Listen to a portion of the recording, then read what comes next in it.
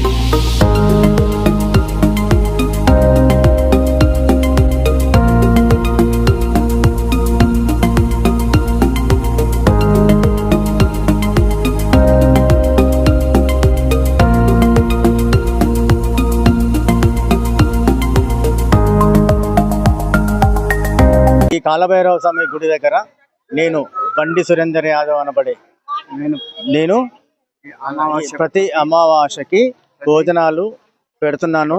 ఇది నాకు ఒక సంకల్పం అనుకుని చేస్తున్నాను. అధిక మాసంలో ఏదో ఒకటి చేయాలనే ఉద్దేశంతో పోయిన శ్రావణ అధిక మాసం నుంచి మొదలు పెట్టాను. ఇప్పటి వరకు నిర్విరామంగా జరుగుతున్నది. సహకరించిన దాతలకి, సహకరించిన భక్తులకి నా యొక్క ధన్యవాదాలు తెలుపుతున్నాను. ఇది కాలభైరవ స్వామి టెంపుల్ ఆపోజిట్ వినాయక నగర్ బాలానగర్ లో ఉన్నది. ఇక్కడికి చాలా మంది భక్తులు ఎక్కడి నుంచో నాచారం నుంచి కానీ, మన నర్సాపూర్ నుంచి కానీ, జూబ్లీ హిల్స్ నుంచి కానీ, చిన్నవాళ్ళు కానీ పెద్దవాళ్ళు కానీ, అంటే చిన్నవాళ్ళు పెద్దవాళ్ళు అంటే ధనికులు కానీ పేదలు కానీ ప్రతి ఒక్కరికి మా కాలభైరవ స్వామి అనుగ్రహం లభిస్తుంది. కావున వాళ్ళకి నేను వచ్చిన వాళ్ళకి భోజనాలు పెట్టాలనే ఉద్దేశంతో ఈ కార్యక్రమం మొదలు పెట్టాను. నిర్విరామంగా దిగ్విజయంగా జరుగుతున్నది. సహకరించిన పబ్లిక్ కి ధన్యవాదాలు చెప్తున్నాను. ప్రతి అమావాస్యకి పోయిన శ్రావణ మాస అధిక అమావాస్యం నుంచి ఈ యొక్క అధిక జ్యేష్ఠ మాసం వరకు జరిగింది. ఇది మొత్తం 3 సంవత్సరాలు అయిపోతుంది. ఇంకా ఎన్నో ఏళ్ళు జరగాలని కోరుకుంటున్నాను. నేను దగ్గర 1000 మంది దాకా పెడతానండి భోజనాలు. ఒక సాంబారు, పప్పు, ఒక స్వీటు, తర్వాత పెరుగన్నము, మిక్చరు, అట్లా ప్రతి వారం ఒక్కొక్క ఐటమ్ తయారు చేపించి పెడతామండి.